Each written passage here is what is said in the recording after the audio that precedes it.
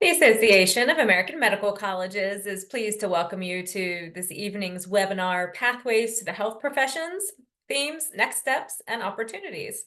My name is Jennifer, and it's my pleasure to facilitate. We did mute all participant audio for now, but if you need help, please send us a message. The presentation will last up to 60 minutes and does include time for discussion and Q&A. You may submit questions through the chat box at any time. Please note that you may view and download the handouts from the Handouts tab where you logged in today. We invite you to share these handouts, which contain information about upcoming workshops for college students, parents, pre-health advisors, school administrators, and other interested individuals. It's now my pleasure to welcome Nishika Knight, Director of Workforce Transformation. Nishika. Thank you, Jennifer, and good evening, everyone. Thank you for joining us to talk a little bit about the themes that we heard from the Pathways to the Health Professions Summit last summer, our next steps, and some opportunities for your engagement and involvement. I'm going to turn it over to Dr. Jeffrey Young to share a few comments before we do an overview of the agenda and talk a little bit about the upcoming events. Thank you, Nishika. And I want to add my welcome to all of you that are participating in tonight's community call. I also just want to say thank you for joining us. And a lot of what we're going to share with you today is a direct result of what we learned from the summit.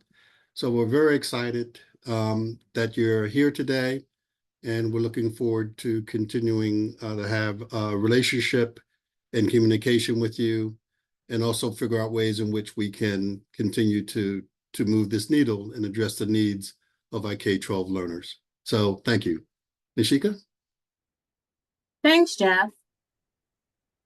So for our agenda this evening, we want to give you just a brief overview of the Pathways to the Health Professions Summit. For those of you who attended, hopefully this would be a pleasant flashback. For those of you who didn't attend, you can glean some of the experience that your colleagues had by attending the event in person. And also we'll highlight the major themes and recommendations that came out of the event. I know that some of you were interested in hearing those findings. And so this is our opportunity to begin to share them broadly. Then we'll talk about next steps the AAMC is taking to implement some of the recommendations that we heard from you and others in some of our landscape analyses, and then talk about opportunities for engagement.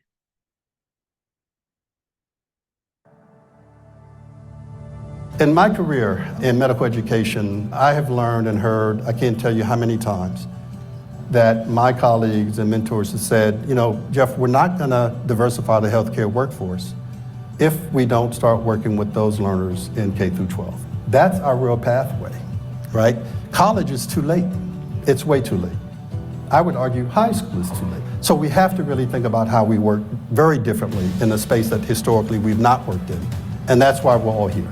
That's why we're here, because it's going to be very, very important. The efforts in terms of diversifying the workforce at the AAMC and our summit here is to do exactly that, to create resources, to create connections and relationships so that we can grow the population of future providers to improve health the way that everybody deserves them to be.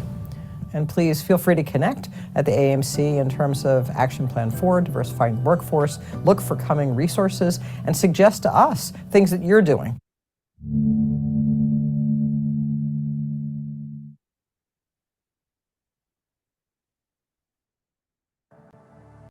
So hopefully that was a pleasant flashback for those of you who attended. And just to give you an overview of the summit goals, it was our opportunity to bring together interdisciplinary voices in a way that we haven't historically convened them. K-12 educators came to the table, other association representatives from across health professions. There were folks who are engaged in career and technical education at the K-12 level. We had pre-health advisors, and then folks in academic medicine and practicing clinicians all came together to talk about advancing workforce diversity. We wanted to talk specifically about solutions to making the pathways to careers in medicine and science more accessible, attainable, equitable, and desirable. And finally, we wanted to inform AAMC policy priorities related to educational access and equity. So what we gleaned from the evaluation responses is that people enjoyed the experience. One thing we've learned about the AAMC is because our network is broad and our community is strong, we do very well at convening. We realize that we don't have all the answers. And the more we delve into this workforce transformation, diversity, and education equity space, the more we realize that we're not the subject matter experts. And it's important for us to bring voices together, and together we can envision solutions for the future. So we know that participants said that they were completely satisfied with the summit. 100% said they gained valuable knowledge and skill. Most said they would recommend the summit to a close colleague. All, and this is the piece we're really excited about, all participants anticipated applying their new knowledge and skills in their professional roles. And that was important to us because they sit in so many different spaces. The other thing that we've learned is that learners who have an interest in pursuing careers in medicine and science touch multiple points in an ecosystem. They encounter educators early in their careers. They encounter practicing clinicians through their engagements with the health professions, through their own personal health experiences or those of their families. They engage community mentors. They engage college professors and pre-health advisors. There are multiple people that touch learners. And so in order for learners to stay on the path, to continue on the journey to careers in medicine and science, it's important that they get support at every level of their educational journey. So beyond the experiences that participants had, we wanted to highlight the sessions that had top rated responses. So number one, inspirational videos. The one thing that stood out for most participants was the importance of storytelling. We tried our best to integrate real stories so that we were making connections between data and programming and the faces behind them and in front of them. It's easy to make programmatic decisions, but more difficult to make programmatic decisions when we realize that the decisions that we make impact everyday learners, their families, and our future healthcare workforce. So we wanted to share the real stories behind the people who are touching the ecosystem. The next part of our program that was highly rated was our workshop on equipping underrepresented young people. This was a place where we spent some time talking about not only learner mindsets, but the mindsets of those who touch the learners, educator mindsets, the people who are influencing students. What do they believe about what future physicians look like, and what do they believe about what's possible for our learners? The next highly rated session was our workshop on assessments as tools for learning, where we wanted to reclaim the narrative about standardized testing and assessments and help educators, and of course, educators by way of training our learners, start to see assessments as tools as opposed to seeing assessments as roadblocks. Thinking about how to use assessments as resources for lifelong learning as opposed to barriers and gatekeeping. And then finally, our workshop connecting K-12 curricula and healthcare competencies. As we hope you'll see when we talk a little bit later about what some of our next steps are, we use the highest rated components of our K-12 Summit to build out our future work around K-12 education. The next thing I wanted to do is just give a quick snippet of the learning objectives so that you can see the things we were aiming for and what we hoped our participants walked away with. Number one, having confidence that they can help young people believe that a career in healthcare is possible. We wanted people to see differently how to support and equip underrepresented young people to pursue careers in healthcare. We wanted people to be more confident in their ability to advocate no matter where they are, even if they're not elected officials, that they felt equipped to talk to their elected officials or to partner with those in their local communities who are doing educational advocacy. We also wanted to better understand the barriers that young people face, and then also to help those in the room feel more confident that they can change mindsets, learners, and their own about assessments, because we know that often assessments become barriers for underrepresented students. And so finally, we wanted to understand the relationship between what happens in K-12 education and then healthcare competencies as students move towards the application process.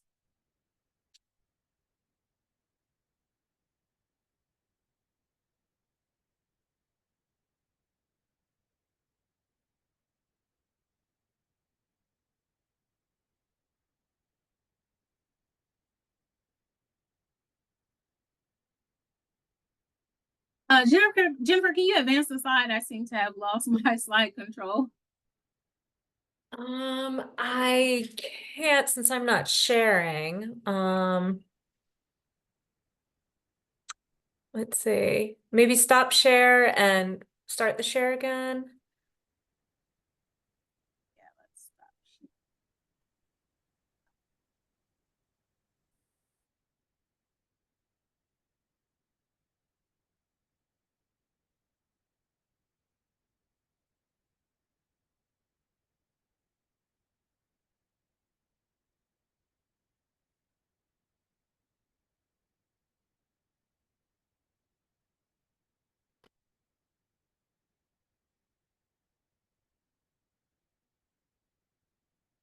Okay.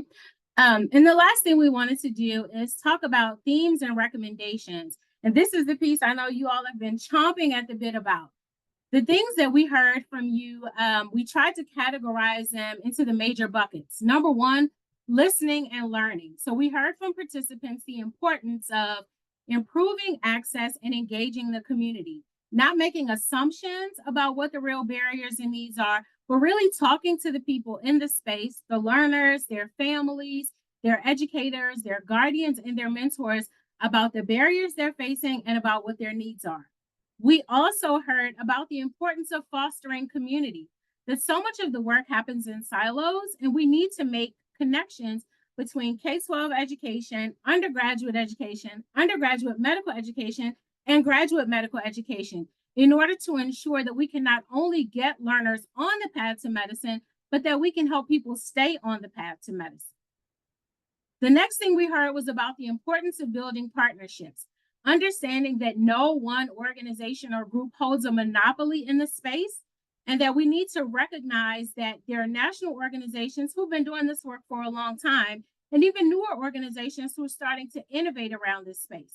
We all need to come to the table together to share our knowledge, share our learnings, and then collaborate together to leverage our resources to advance workforce diversity. And the next thing is about sharing best practices. How can we help institutions, communities, and even learners learn from each other about things that are effective, things that not only create barriers, but things that create facilitators and opportunities. The one thing that we heard over and over throughout the summit and even through our focus groups was the importance of creating a centralized location for resources. So many resources exist, but they're in so many different places. And if people don't know all the places to look, then they may miss the opportunities and resources that are available to them in their communities. We also heard along those same lines about developing and disseminating more resources, helping people locate them, offering new opportunities to learners and communities, creating structured pathways and curricula between K-12 and college, university, and academic coursework. And then also creating resources for pre-health advisors. One of the things that we've heard frequently is that pre-health advisors can either make or break a learner's journey. Sometimes pre-health advisors have become gatekeepers, but then at other times, pre-health advisors have been gateways. And so we need to provide more structured training for pre-health advisors. We also heard that we needed to promote more traditional and non-traditional narratives. So along those lines of storytelling. And then think about how to create toolkits for academic health centers and others in health professions who want to develop partnerships with K-12 educators. And finally, more robust development programs for STEM educators. And then finally, you see the recommendations that we heard around advocacy. And we'll share these slides with all registered participants after this community call so that you can reflect back on some of the individual recommendations that were made. So that from here, we want to talk a little bit about what happens next based on those recommendations that we heard. First, in March of 2024, next month, we'll be launching our Early Learner Competency Resource Development Project. We convened a working group of subject matter experts from various spaces in academic medicine and public education, even some practicing clinicians, who will take the entering competencies for medical students and translate those to a middle school level. So we'll think about how learners earlier in their academic career can start to build the healthcare competencies. We will create a video-based competency resource set with accompanying worksheets and tools. I am gonna pause here for a second to see if our colleague who's leading this work is on the call. She's a clinician and was in clinic today, so I don't see that she's on the call tonight. If she joins, we'll give her an opportunity to share more about that. The other thing we're doing in March is speaking with the AAMC Council of Deans. So we want to talk to medical school deans about opportunities for their schools to get engaged in their local community, partnering with their school districts and partnering with individual schools, building alliances and partnerships, as we heard from you at the summit, to support the pathway to medical school. And then finally, we'll be conducting a focus group at the AAMC Group on Diversity and Inclusion Professional Development Conference to hear from folks who are running pathway programs about some of their needs, and also to talk more about people who are working in diversity and inclusion space about their recommendations for creating equity and inclusion for future healthcare workers. In April, some of you may have seen the announcement that we are hiring a director of K-12 education initiatives, and we're really excited about that. As the AAMC builds out its K-12 education arm, we feel that it's important to have someone leading the charge, someone who can focus all of their time and attention on building new partnerships, understanding the landscape, and educating us on what the real needs are so that we can be targeted in our interventions. We're also going to be opening registration soon for a workshop in Houston, Texas, called From Schools to Scrubs, in partnership with the Baylor College of Medicine Center for Educational Excellence. We're offering a workshop to help educate people on how to develop K-12 pathway programs. As many of you may know, the Baylor College of Medicine not only has a high school, the DeBakey High School, that was formed to serve as a feeder school for the medical system, but they also have several middle schools and high school programs across the state, some in academies, but all with open access for students who are interested in pursuing careers in medicine. And many of the students who participate in those programs are from historically marginalized communities. So this is one way that we see of widening the path to medicine and other health professions. And we're excited to offer that workshop. And then finally, we're holding a focus group at the AAMC GSA Careers in Medicine OSR National Meeting so that we can hear from people in the student affairs community and in our career advising community about some of what they see when students enter the health professions, and again, their partnerships with pre-health advisors and their partnerships with pathway programs. In May of 2024, we'll be holding community-based focus groups because, as you recommended to us through the summit, it's important that we widen our network and not just talk to those within academic medicine, but it's important for us to talk to the people in the community, the parents, the mentors, and the learners themselves about what they feel they need to get and stay on a path to careers in medicine, health profession, and the sciences. And then in June of this year, we'll be bringing on an education equity intern. We're really excited about that opportunity to bring on an undergraduate or graduate student who can help support some of our projects around understanding K-12 education and the education landscape. And then once again, as we did in previous years, we'll be hosting focus groups at the Host of Future Health Professionals International Leadership Conference in June of this year. We have already started some organizational partnerships along the lines of expanding our network. First, with NAF Academies, and I know that our colleague from NAF is on the call this afternoon, so I'm going to give you a minute to share any insights you want to share around NAF and our partnership with NAF. But the one thing we're starting with is co-developing a Careers in Medicine Expedition resource that anybody can go in and access and share with their learners, share with educators, share with mentors, and even pathway programs. And learners and families themselves can access this resource to learn more about careers in medicine. And then we'll be doing some engagements at the NAF conference in Kissimmee, Florida. And then also we have a partnership with Host of Future Health Professionals. We'll be participating in their leadership conference in Houston, Texas, and also sponsoring a competitive event around health education. We're excited about this competitive event because we feel like it blends the best of AEMC's identity in medical education and health professions. So this is an opportunity to get the next generation not only excited about health professions, but excited about thinking about becoming health educators and medical educators themselves.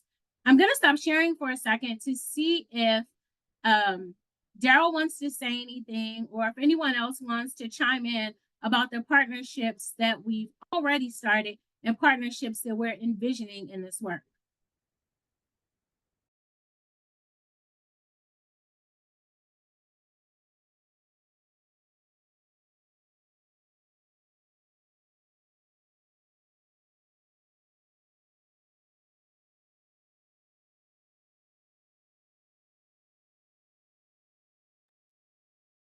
Okay, we can keep going for now.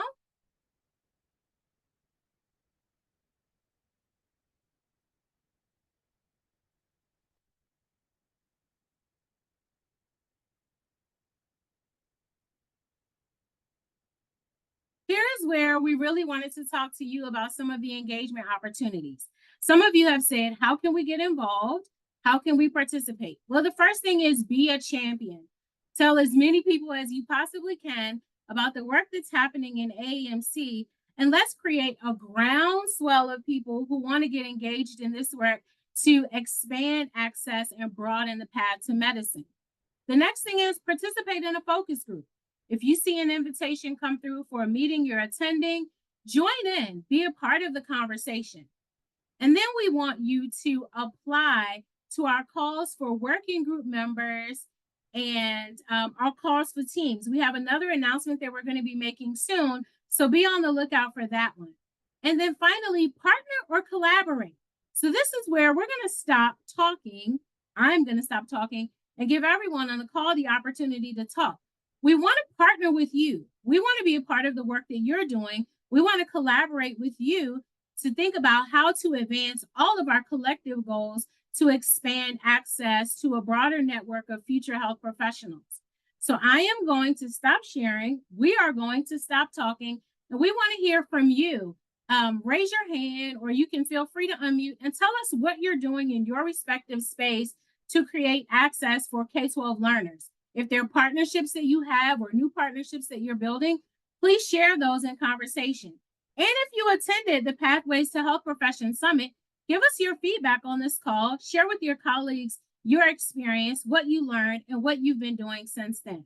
I'm going to stop sharing. We're going to stop talking. I'm going to ask my colleagues, Jeff and Adrian and Brandon, to turn on their cameras and let's get talking.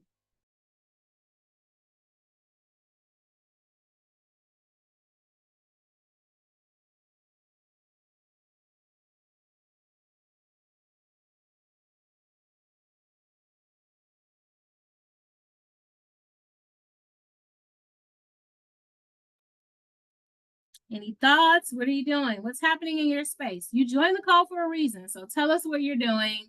And if you attended the summit, tell us what your experience was like. Hello, good afternoon. Can y'all hear me? Yes. Hey, this is Luxon calling in from Rhode Island. I serve as director of pathway programs at the Warren Upper Medical School of Brown University. Was very fortunate to attend the summit during the summertime, and I really appreciated being in the space and the work that WMC is doing to bring individuals all over the country together around pathway programs for underrepresented students. You mentioned the question around the work. Well, first of all, I'll say it was a really good convening. I really appreciated being in that space. I thought a lot of the content was very timely. I also love the fact that y'all were really thinking about our K-12 partners and how crucial the administrators and folks in that space are to the work that we're trying to do. So I thought that was really great. My table was really exceptional. I thought it was a really good mix of different people. And I'll just share, we here at the medical school at Brown University, I'm the kind of, inaugural person in the role. So, our medical students, prior to me being there, were doing such an amazing job of putting together pathway programs for K through 12 students. You know, we had a program that has been running since 2018 called Pathways to Medicine, where students would come on Saturdays. And what was really awesome about that program is that those are inter-college health professional kind of leadership. So our medical students partnered with physician assistant students who go to Brown University in Rhode Island. They partnered with PharmD students at the University of Rhode Island, nursing students also at the University of Rhode Island. So they really pulled together a bunch of other health professional students to run this really amazing program. And, again, it's been going on since 2018. And, I think the challenge of not having a structure in place to track the information is that there's so many students who've gone through the program and have done really amazing things. And we're now building up a kind of an infrastructure to be able to utilize data and evaluation to really identify and understand how impactful the program has been. So that is kind of what I'll share on that. There's so many other things that are happening in the K-12 space, but I'll just leave it there. Thank you. Thank you for sharing. And I'm glad you mentioned that. And I started smiling because I think Dr. Young may want to share something that's coming down the pike related to that might help fill that gap for you about following the trajectory of your program participants. Yeah, thanks, Nishika, and thank you so much for just sharing with us your experience. I'm really pleased to hear that it was a positive one. I would say that both Nishika and I were smiling as you talked about the importance of really being able to monitor student progress in these programs. One of the things that we did very early on in our work around our action plan was to talk with others within the field. We essentially Brandon was one of the folks that interviewed multiple pathway programs. And one thing that we heard consistently was there was a need to somehow create a national, if you will, database where we could collect data from our pathway programs and then basically begin to monitor them so that if indeed they participate in your program, Luxon, and then eventually participate in another program, we would be able to have that data. We'd give them a AAMC ID, and then we'd be able to monitor, if you will. And then we would be able to provide that information back to the respective pathway programs, giving them a tool that many don't have across, even within their own institution, but nationally, ideally, where they can really determine where their students are, what their progress has been, and so forth. So that has been really a goal and dream. And so we're about to launch a pilot. We have over 40 programs that have agreed to participate. We've gotten all the legal stuff done at this point in terms of consent, and also recognizing that we're very interested in ensuring that we get representation from those early years, like middle school and beyond. So, we had to make sure that the language was appropriate. And what we hope to do is begin to pilot that, collect the information, and really try to make some determination about then how that information gets fed back to our programs, and so that we can strengthen or develop an infrastructure, to your point, that will enable our schools to better monitor success of their learners. I'll just say one more thing. I mean, my dream, and my team has heard me say this multiple times, what I would love to see is that if I'm in the 6th grade and I participate in program B, and then as a 11th grader, I participate in program B, then program A and B would get information about my progress so that they could then say, okay, I see that Jeff is progressing. And then the other piece that we've talked about, and this is again all possibilities, right? That at some point, if we can really begin to monitor a student, and we know that Jeff is now in the 10th grade, maybe we can push information out, right? To say, hey, here's some resources, or here's a resource that you may want to consider. So we're thinking about all those things, and that's all based on, as Nishika has really articulated, is based on feedback from people like yourselves. So that's really, I think, the power of convening, talking with each other and learning from each other. So yeah, we're excited about that. Thanks, Jeff. Any others? If you attended or if you didn't attend, what are you working on? What do you want to share about the partnerships you're building? What should we know about what you're doing? Hi, so my name is Jerica.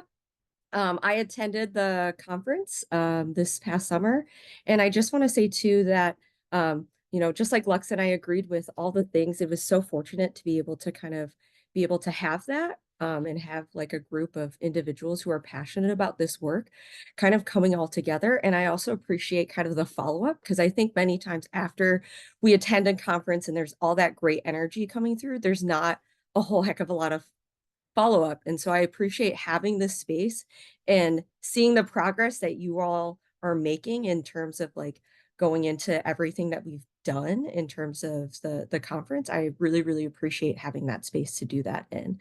I'm also here joined with my colleague Molly and Ashley from the MSU College of Osteopathic Medicine. And I'm on the post-secondary side, and so she's on the K-12 side. And I'll have Molly talk a little bit more about what we're doing on the K-12, but we're kind of trying to figure that sweet spot, so to speak, to making sure that we track students, that we have students who are kind of late to the game, so to speak, and catching them at that undergraduate side and what programming and pathway we can do for them on that if they quote unquote miss our kind of K-12 type of pathways that we have. But I'll let Molly kind of talk a little bit about what we're doing on K-12.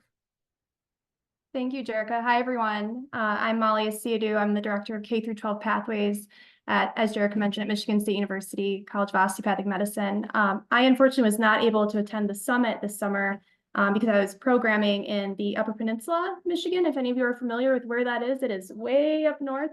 But I'm so fortunate my colleague Jerica was able to attend, and she just raved about the resources in the community that was available. And it's just not something that, at least in the osteopathic world, we've had that experience to really dive in and network with individuals who are in this important work of pathway programming. And so something that really resonated with me today, just learning about the summit and everything that you all learned. Nishika, you mentioned about some of the conversations talked about when you're working in marginalized communities, and really it's important to talk to those who are in that space and understand their barriers. And when you were saying those words, it clicked because we just did this 2 weeks ago. Jerica and Ashley as well as on the call. But we actually had, to give you insight of what we're trying to do, we had a Zoom call with 12 tribes across the state of Michigan. And our goal, so with that program that we launched in the Upper Peninsula this summer, it was a great program. We had a great turnout, but the students that turned out to the program we're still from a privileged sense of community. One parent might have been a physician, or they had the resources, they learned about it.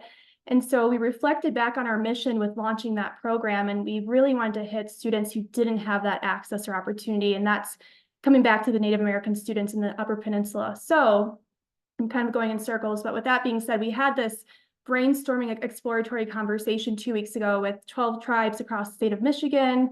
We had the Michigan Department of Education showed up on the call, and wonderful individuals. And really, they were so appreciative that we took the time to come into their space and ask, what do you want for your students in your community?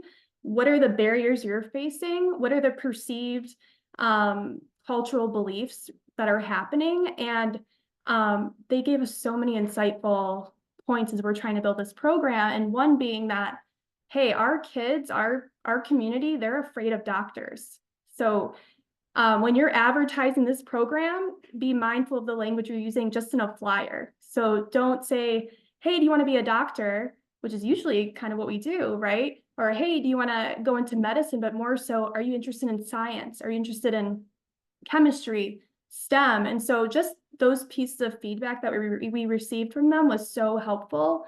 And they told us, we appreciate you all not just parachuting in here trying to save the day and implement a program. We appreciate you giving us the opportunity to tell us what we want for our community, because we know our community, because we are the community. So I know Jerica and Ashley and I, when we left that conversation, we were just overjoyed with the positive feedback and just the opportunity to be in their space and have that conversation. So, yeah, Nishika, I'm sorry, this is very long-winded, but when you mentioned that in the feedback, that kind of brought me back to that moment. So I'm very appreciative for this group and the Pathway Program Consortium and all the opportunities you offer for those who are doing the work. So thank you.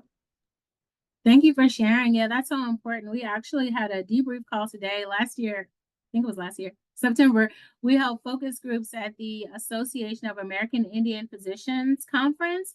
And we're debriefing those focus groups with some of the leadership today. And they were talking about the importance of language. And I think one thing that we've learned that you touched on through your experience with that call is the importance of building trust with communities. And it's so important that we partner with them, that we don't feel like we have the answers, like we were sharing earlier, but that we partner to help provide solutions. And the communities know what they need. They know what they want, and we can help come alongside as opposed to trying to drive. And so I think it's so important, and that's so insightful. And language is also important too, right? So not just listening to them, but also implementing what we heard. Adrian, I don't know if you wanted to say anything about the Pathway Programs Consortium since it just got that shout out, and maybe invite people who are not a part of that to be a part of the consortium. Yes, thank you for the shout out about the consortium. We're in a really exciting phase of this work right now where we're actually really actively seeking feedback from you all and from others in your networks around what are the themes, what are the priority areas that you want to see being addressed in this virtual space. We have a survey open right now. And if you're not already a part of it, it's a really great space where we have, I think, around 220 members. They kind of are from across the gamut of student diversity affairs, admissions officers, pre-health advisors, folks in the K-12 space as well, who kind of come together, share best practices, share events and resources. And we'd love, if you all are on the call or on this consortium, or if you're not, we'd love for you to be a part of it and give us that feedback. I think we're in this, we're just about to turn into March and really start to implement, some of this really great insight that we've learned through this open survey. So please send me an email. I'll drop my email right now in the chat if you're not already part of that group, okay? Thank you all. Thanks, Adrian. And I think if you're not already in the consortium, when you join, you'll find under the resource tab recordings to the webinars we had last year. We had 2 really great webinars, one around evaluation and assessment of pathway programs, where 3 different programs were sharing their processes for evaluation, and one on grant writing, which was really insightful. And I know folks are always looking for money. So programs take resources, and there were some good strategies that were shared from funders. So not just people who were grant recipients, but those who issue grants. So grant programs sharing what they're looking for in applications, and then also grant recipients sharing what they've included in their applications and their strategies for applying in ways that were effective in securing grant funds. So anybody else, anything else you want to share about what you're doing or what you're learning, whether you attended the summit or not?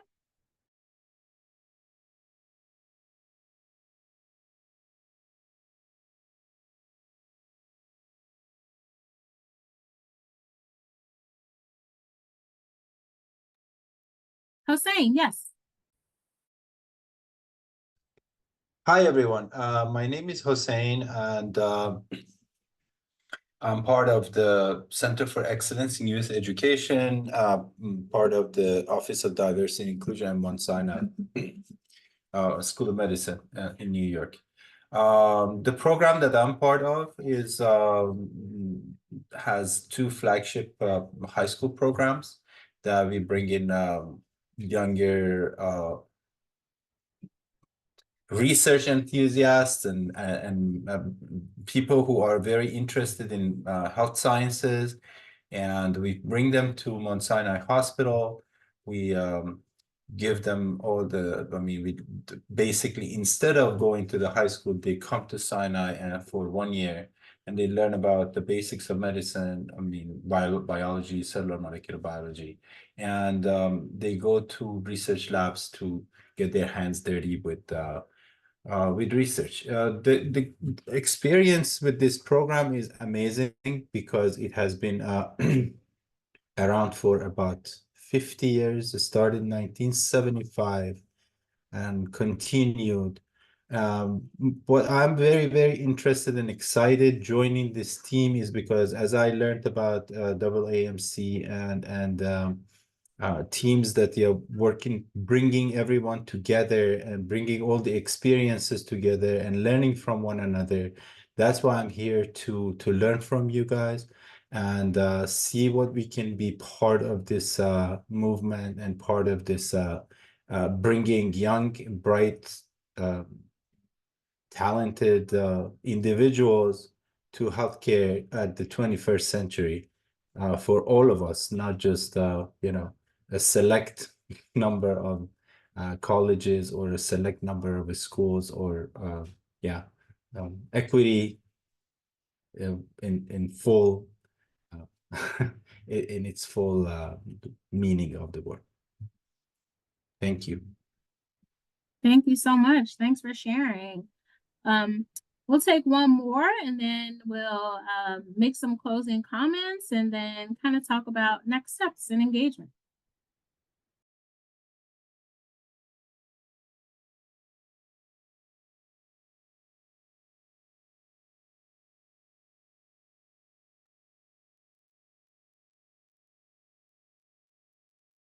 Okay. And Daryl, thanks for putting that in the chat. If you have a link, you can include a link in the chat for people who may want to get more information about the Innovation Challenge. So I wanted to talk a little bit about next steps. As I mentioned before, we'll be sending out another working group call or another working team call. So be on the lookout for that. I think you'll be really interested in it. It's an innovative approach that we're taking as we start to think about developing resources for K-12 educators. We took, as I mentioned before, we took the themes from the summit and really built those out. So we're connecting the curriculum in a stronger way by building out a middle school level competency-based curriculum. Our MCAT team is doing some more work, releasing videos and other resources around assessments and making the connection between assessments and building blocks and foundational learning, not only for the MCAT, but for lifelong learning as students are pursuing careers in medicine. And our Pathway Programs Consortium is up and running so that we can exchange best practices. Our Office of Government Relations is doing more advocacy work in this space. So you should be on the lookout for some resources to come from there as well. We're working more closely. For those of you who attended the summit, know the opening session involved representatives from the White House offices of excellence and equity for African Americans, for Hispanic Americans, and the HBCU office. And so we'll be doing some more work with them on engaging tribal colleges, HBCUs, and other minority serving institutions, and just really thinking about how to engage communities to make sure that learners are aware, that they're informed, and that they know what's possible. So we want you to get involved, join the network, stay engaged, share what you're doing, send your information our way. The workshop that we're doing in Houston with the Baylor College of Medicine is not the AAMC's workshop. This is Baylor College of Medicine's work. They're sharing their best practices, and we're coming along beside them to amplify that work. So give us the opportunity to amplify the work that you're doing and to create opportunities to connect across programs. We can be the connectors, but you all are the experts. So share what you're doing. Think about new ways for us to partner and collaborate. Jeff, do you have any final thoughts or questions you want to share with the group? Yeah, just a few thoughts. One, again, I just want to emphasize what I've heard here today is, or this evening, is that you're doing fantastic work. You're demonstrating your commitment. You're in the trenches. You're thinking about ways in which you can have positive impact on young learners as they begin to even imagine themselves being in STEM. I'll just leave it at that level. And so I think that's very important. And so what I hope you hear that we view part of our role is to elevate that, right? To accentuate it and think about ways in which we can support the work that you're doing, sort of centralize some of the resources. And again, this is all based on what we learned from the summit. And then I would say equally as important is really being able to work with you to make resources more accessible. So for example, as we think about some of the resources and toolkits that Nishika mentioned, our goal is to try to get that out broadly using, social media and other platforms that potentially we as an association haven't really thought about or used all that effectively. So we want to really identify what the effective practices are and learn from each other, because I think, again, I'm encouraged that this work will take a larger community. And so we are committed to working with you, learning from you, working together and identifying other like-minded organizations or individuals or institutions that can really move our work forward. Because when we first started this work, someone said to me, Jeff, this is the work of generations, right? And so I think our future generation is worth it. And so we're excited about the opportunity to work with each of you and your colleagues as we work on this significant and major goal together. So again, thank you so much for being here. And I just want to also just thank my team. They are deeply committed to this work. In spite of all of the challenges I think that are happening in this country at this point. And we just we remain committed. So we look forward to working with you and learning from you. Thank you, Jeff. So if you are not already on our mailing list, you should send an email to pathways@aamc.org and we'll add you to the mailing list. We'll try to reconvene this kind of community call a few times throughout the year where we can share updates. If you're not a part of the Pathway Programs Consortium and you'd like to join the consortium, Adrian has placed his email in the chat.